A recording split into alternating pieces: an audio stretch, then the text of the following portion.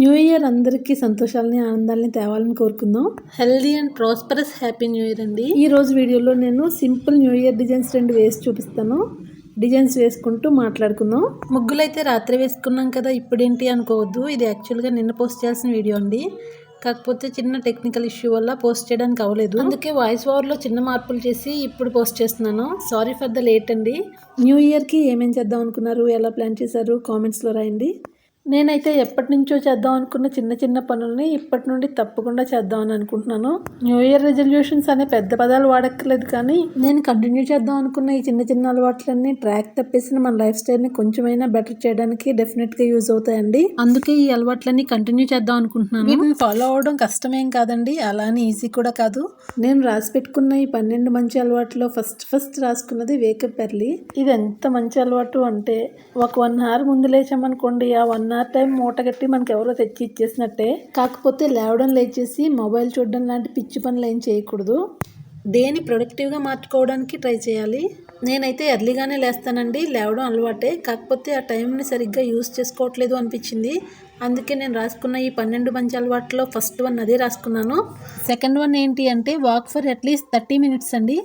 మనం daily 1 hour నడవడానికి try చేయాలి. అవ్వకపోతే కనీసం 30 minutes అయినా నడవాలి. తప్పకుండా డైలీ నడుద్దాం అనుకుంటున్నాను, అందుకే ఇది కూడా రాసి పెట్టుకున్నాను. నెక్స్ట్ ఏంటి అంటే, do yoga or any stretching exercises అని పెట్టుకున్నాను.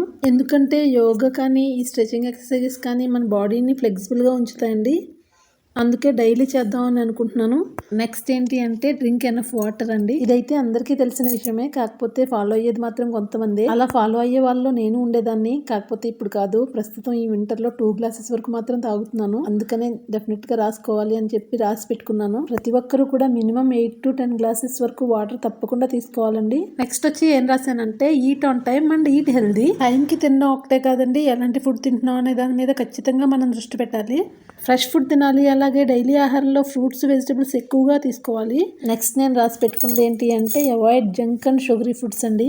ముందుగా మనం ప్యాకెట్ ఫుడ్ తినడం ఆపేసాం అనుకోండి, జంక్ చాలా వరకు తగ్గించేసినట్టే. ఇంకా మనం కూల్ డ్రింక్స్ ఆరోగ్యానికి ఏమాత్రం మంచిది కాదని అవి తీసుకోవడం మానేస్తాము. కాకపోతే ఫ్రూట్ జ్యూసెస్ మంచిదన్నట్టు తాగేస్తుంటాము. నిజానికి షుగర్, ఐస్ వేసిన ఫ్రూట్ జ్యూసెస్ కూడా ఆరోగ్యానికి ఏమంత మంచిది కాదండి. ఇలాంటివన్నీ వదిలేస్తేనే మనం పూర్తిగా షుగరీ ఫుడ్స్ ని అవాయిడ్ చేసినట్టు అవుతుంది. నెక్స్ట్ నేను ఏం రాసి పెట్టుకున్నాను అంటే, మెయింటైన్ పర్సనల్ హైజీన్ అండి. మనం హైజీనిక్ గా ఉండడం వల్ల కొన్ని రకాల డిసీజెస్ మన దరిచేరవు.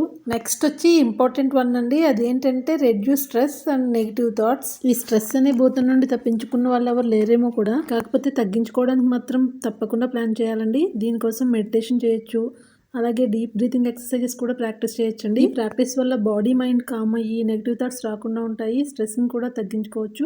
నెక్స్ట్ వచ్చి నేను రాసుకున్న పాయింట్ ఏంటి అంటే, బీ కన్సిస్టెంట్ నాట్ పర్ఫెక్ట్ అండి. ఏ పనైనా కూడా కన్సిస్టెన్సీతో చేసుకుంటూ పోతే ఆటోమేటిక్గా పర్ఫెక్ట్ అవుతాం కదా. అందుకే పర్ఫెక్ట్గానే ఉండాలనుకోవాల్సిన అవసరం లేదండి, కన్సిస్టెన్సీతో ఉంటే చాలు. నెక్స్ట్ వన్ ఏంటి అంటే, కీప్ లెర్నింగ్ న్యూ థింగ్స్ అండి. ఇది ఒక మంచి అలవాటు అని చెప్పొచ్చు. మనం ఎప్పటికప్పుడు కొత్త విషయాలు నేర్చుకుంటూ ఉండాలి. అది మొబైల్ యాప్ గురించి అవ్వచ్చు, ఏదైనా ఆన్లైన్ కోర్స్ కావచ్చు, లేదంటే ఏదైనా లాంగ్వేజ్ నేర్చుకోవడం కూడా కావచ్చు. ఏదైనా కూడా మనం కొత్తగా నేర్చుకుంటూ ఉంటే మనం ఖచ్చితంగా బెటర్ అవుతామండి. ఈ అలవాటు వల్ల మనలోని కాన్ఫిడెన్స్ కూడా పెరుగుతుంది. అందుకే ఏదైనా నేర్చుకుంటూ ఉండాలి, స్కిల్ పెంచుకోవాలి అని అనుకున్నాను. నేను కంటిన్యూ చేద్దాం అనుకున్న అలవాట్లలో ఇది ఖచ్చితంగా ఉండాలనుకున్నాను, అందుకే రాసి పెట్టుకున్నాను. ఇక 11th వన్ ఏంటి అంటే, sleep at the right time అండి.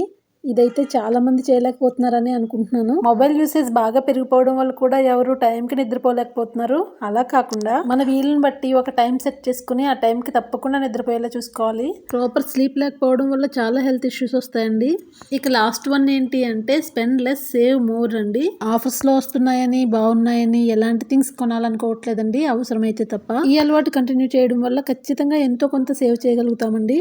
ఈ 12 పాయింట్స్లో మీకు నచ్చిన పాయింట్ ఏమైనా ఉంటే కామెంట్ బాక్స్లో మెన్షన్ చేయండి. అందరూ ఫాలో అవడానికి ట్రై చేయండి. నన్ను సపోర్ట్ చేస్తున్న మీ అందరికీ థ్యాంక్ యూ సో మచ్ అండి. మీ సపోర్ట్ ఎప్పుడూ ఉండాలని కోరుకుంటున్నాను.